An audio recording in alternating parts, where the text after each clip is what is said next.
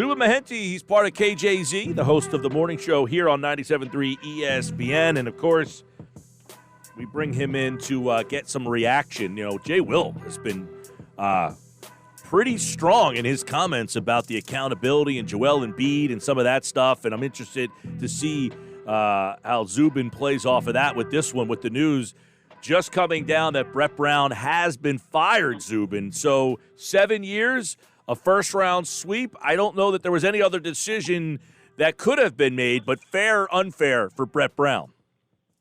I think it's fair. I think the only real question was, when was it going to happen? We were bracing all morning long to talk about it. It just so happened Woj broke it a few minutes ago. To your point on Joel Embiid, for listeners that weren't around this morning, I think it's a pretty strong take, and both of these guys have been really strong. They've been coming out of a cannon the first 6-7 days. I've got to kind of watch myself.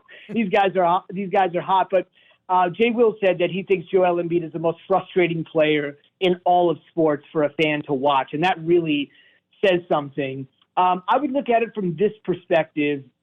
Woj said today on our program this morning, they are trying to keep Embiid and Simmons together. I look at it as sort of a Jersey Philly thing, or I guess now a Brooklyn Philly thing, and say, you know, if you're a coach out there that's got the opportunity, if they indeed are trying to keep Embiid and Simmons together, there's all sorts of numbers that sort of indicate they're not great together.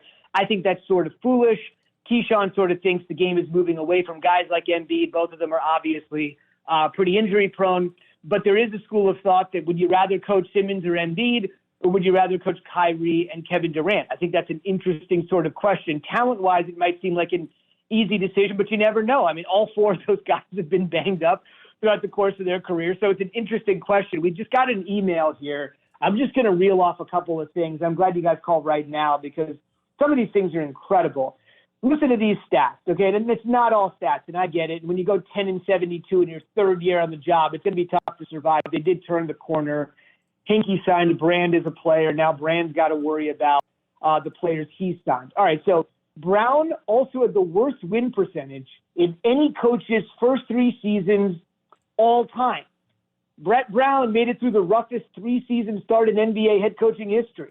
Not only was Brown the only coach to lose 60 games in each of his first 3 seasons, but according to the Elias Sports Bureau, he remains the only coach to lose 60 games in each of the 3 straight seasons at any point in his head coaching career. This is not the history you want to be a part of. This is very dubious, to say the least. I mean, I could go on and on and on. Under Brett Brown, this is amazing. From 2014 to 2019, and this is what Brett would tell you, the injuries, he said it yesterday, it just wasn't a fair shake. The Sixers from that span of 2014 to 2019 used 145 lineups. I mean, I could go on and on and on here. I can't imagine anybody is surprised by this move. I'm not really sure Elton Brand was the right guy to take over. I know the Colangelo thing was a mess. The Hinkie thing at times was a mess. Markelle Fultz was a mess. Saric was a mess. I mean, all sorts of issues have happened with this ball club, and I think this was the most predictable ending of all. Yeah, now the interesting part is you mentioned all the losing. Once he got out of that, they went from 28 to 52 to 51, and then this year they took a step down. We always hear about, you got to hire Mark Jackson or Tyler Lue. And we went and looked at Mark Jackson, whose name always comes up. He won 23 games, 47 games, and then 51 games. So you would say if you match his resume up next to Brett Brown's, if you're just looking at the paper, no better. So is this team an attractive landing spot for the next coach with this clunky roster? Yes, I absolutely think that's the case. I mean, I said this morning, and Keyshawn has shut me down, but I don't want to woulda, coulda, shoulda, you guys, but it is worth mentioning. And again, I mean, you never know. If that Kawhi shot doesn't go in the way that it did, off the bounce and the multiple rims and dropped, I'm not saying they even win that game. I'm not saying they get to the conference finals, and I'm not saying they could beat Milwaukee and then advance to the NBA finals. But it is a little bit of a cruel irony that one shot, again, they would still have to earn it in that Game 7, but it's hard for me to believe that if Brett Brown went to the Eastern Conference Finals last year, especially with the way 2020 has been so crazy, I think you could say, listen, I mean, yeah, we had some injuries, then we had to go into the bubble, or as Adam Silver calls it, the campus. It's just a wacky one-off year. for everyone had they got to the conference finals last year. I don't think Tobias Harris, I just don't think he's worth that sort of money. Right now, correct me if I'm wrong, it's Harris, Embiid, Simmons, and Horford at $120 million just for those four guys. The Sixers are in the luxury tax by like $17 million. They haven't been in the tax for a while, and it's going to be tough to move any of these guys. I do really believe that Simmons and Embiid are fine. Horford, I believe, is 34, if I'm not mistaken. We were talking about this morning. I'm not really sure what that signing was about. And the Harris signing is just perplexing to me. I think he's a good player, but not worth that money. How much of the Sixers' struggles correlate with management above Elton Brand? You talk about the contract, like why would they even give someone like Al Horford that money? Well, maybe it wasn't Elton Brand's fault, and there's some sort of power struggle up at the top. That's very possible. I don't know that to be a fact. I lean more towards the Elton Brand inexperience.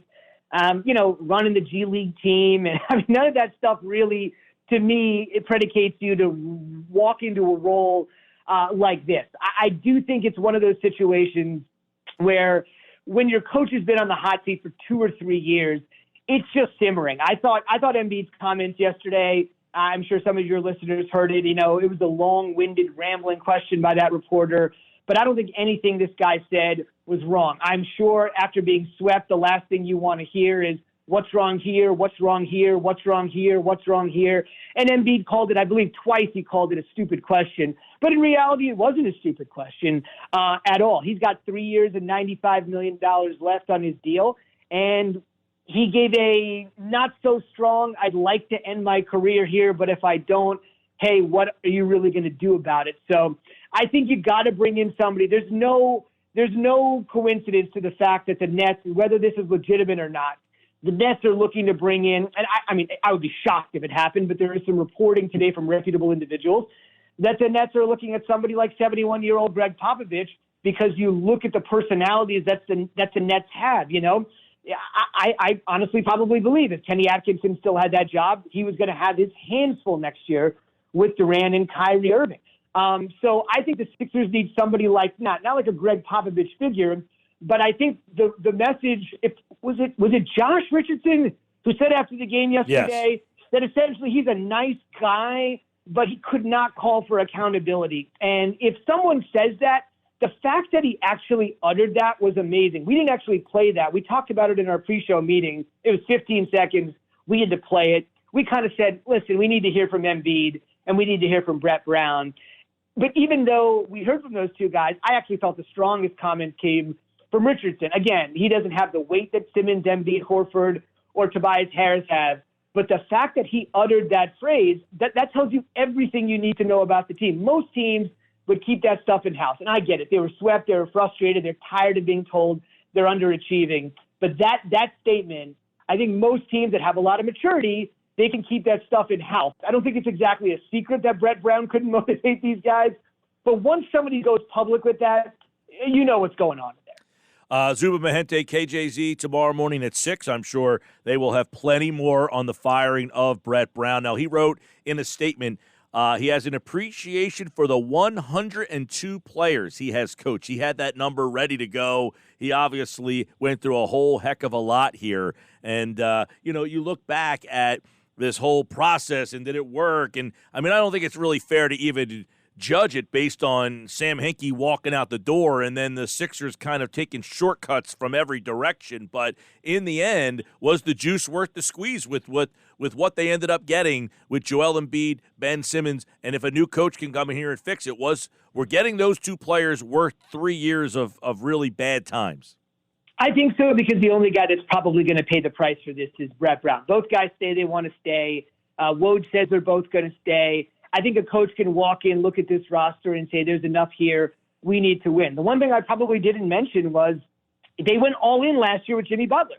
And had that worked out, I think it would have been a little bit different. Now you look at Jimmy Butler and what he's doing in Miami. So that's part of it as well. I just think when you're trying to build and you're waiting, you're teetering, and then you're all in, as you say, when you turn the corner and win those 50-plus games, and then you bring in a totally polarizing player like that, and it doesn't work. I just kind of felt like last year was their year, right? I mean, they were willing to upset the apple cart in their overall chemistry by bringing in a guy that had basically worked his way out of Minnesota. You kind of knew what you were getting with Jimmy Butler, and obviously Miami is getting the good Jimmy Butler.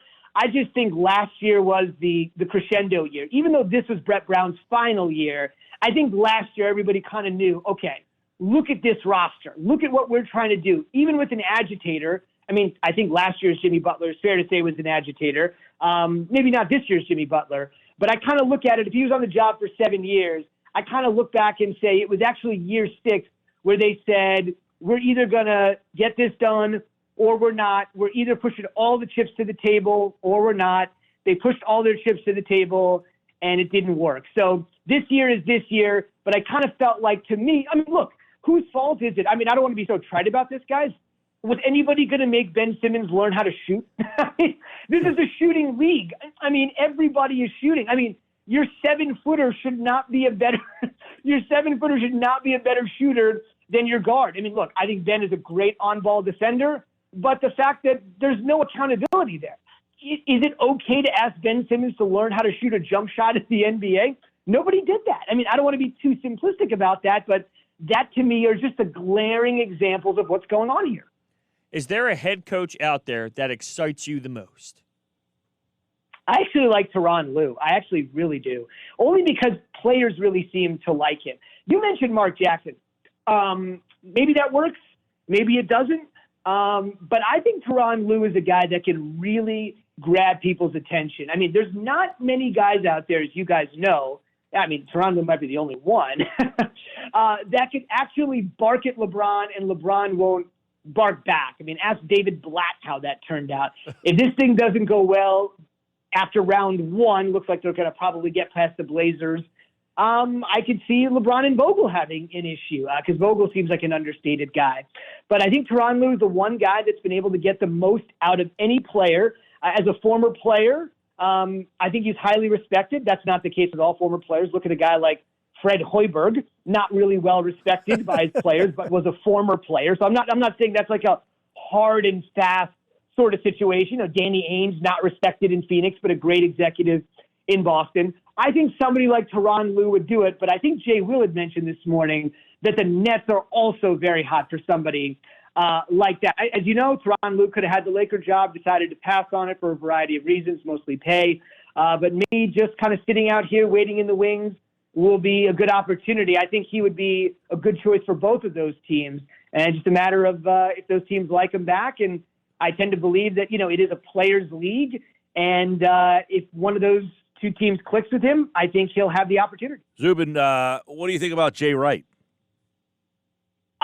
Look, you guys are way closer to it than I have, and I know it's been rumored for a long time. This is just my opinion. Well, yeah, it's just a college coach coming to the pros.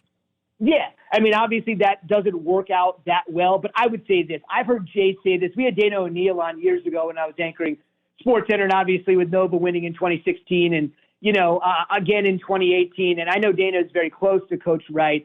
What she seemed to indicate to me and what I have heard, again, not firsthand from Coach Wright, you guys are way closer to it than I am out there.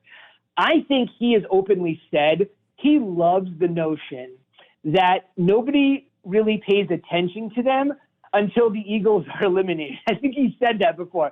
Like, until the Eagles are out of the playoffs, if they make the playoffs, nobody's paying attention to us.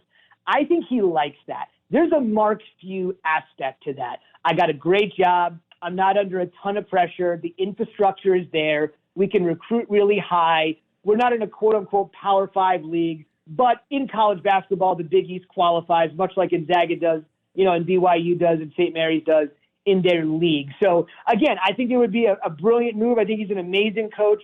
But I just tend to think, and again, this is just pure speculation, that he has such a good deal going at Villanova.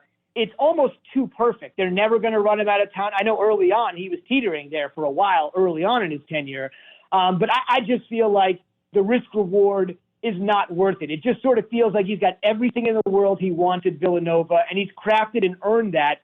And to walk into a situation like this, he doesn't need the money. There's a ton of guys that'll do it for the money, and you see it in college sports all the time, and you come back, whether it's Lon Kruger in basketball or Steve Spurrier in football, dip the toe, see what happens, make a truckload, make a Brinks truck. It doesn't work out. You go back to college. But I think Jay Wright, he seems like the kind of guy to me that realizes how good he has it. I could be totally wrong, and maybe there's a presser later in the week where he's introduced as the head coach of the Sixers, and then you roll this back and embarrass me, and I'll be fine with that. it just sort of seems like it doesn't make any sense. And the grass is not always greener. He's cultivated that whole thing. It's not like he walked into it. I mean, he cultivated that whole thing. So I think he stays. Have I ever talked to the guy? I haven't. But it just sort of seems like from the outside looking in, that's common sense to me. He's Zubin Mehenti, KJZ, tomorrow morning, 6 a.m. with Keyshawn Johnson, Jay Will, and Zubin right here on 97.3 ESPN. It's been a lot of fun so far in the morning. I'm sure waking up sucks, but you sound like you have a lot of energy at 5:46. Yeah, but I'll be going to sleep at 6 p.m. Eastern time. You call me exactly at the right moment. But that'll give me a good 12 hours of sleep to get ready for all the sleep I'm losing. But hey, at the end of the day, you, me, I mean, we're talking about sports on the radio for a living. We gotta have a little bit of a reality check here, and it's been fun. Tomorrow will just be show number 8, and I'm not doing radio for a long time. I've been a TV guy for almost 2 decades, but they seem to tell me in the radio world that the hardest thing to develop is chemistry, and that's the one thing we actually seem to have. We've got a couple kinks here and there. It's a TV show and a radio show, so we're working out some of the bugs, but people tell me if you have the chemistry, everything follows, so I think we've been pretty fortunate in that regard here. And you have a good sweater game there, Zubin. They absolutely are killing me about the wardrobe here. Now maybe I should just say, hey, look, if you gave me a wardrobe allowance, I could go out there and get something a little bit better. So the bosses are listening. Be like, I got throwing that in there. Did you get a wardrobe allowance at TV 40? No, I will tell you what, though. At TV 40, this is funny. I worked at TV 40. I worked in Des Moines, Iowa, which is larger than TV 40. I worked in Denver, Colorado, which is bigger than Iowa. And I worked at ESPN, which is bigger than Denver. The only place where I could finagle a free haircut was NBC 40. As soon as I left there, I couldn't get one in the Midwest in a top 20 market with 4 pro sports teams or at ESPN. I think I went to a place in Northfield, and I think that was the only place I've worked in my 20-year career where I've gotten a free haircut. So I actually do remember that. We gave him a little plug at the end of the newscast, and it was a little tit for tat. It sort of worked out. I kind of miss it, to be honest with you. Yeah, well, the best is Pete Thompson, when he got let go from TV 40, he came over here to work, and he tried to get his haircut at that same place. And they're like, well, you're not on TV anymore. And he was like, but I'm on the radio. And the lady was like, they can't see your hair on the radio. He's a good dude. I'm glad I'm back in touch with him. It's been a long time. You know how this business goes. You just move on. You lose touch. But it's great to be back in touch with him. I got an email from Tom Williams the other day who told me he was alive and well when I almost killed him on the air because he's been around for so long. Yeah, he asked me for your email address. I hit him back and I made sure he's alive and well, so we don't have to end the interview on a morbid note. Thank goodness Tom is alive. Yeah, all right. Well, Zubin Mehenti tomorrow morning, 6 a.m. here on KJZ on 97.3 ESPN. Thanks, Zubin. Take care, guys. See ya. We'll be talking to Zubin throughout when more things happen.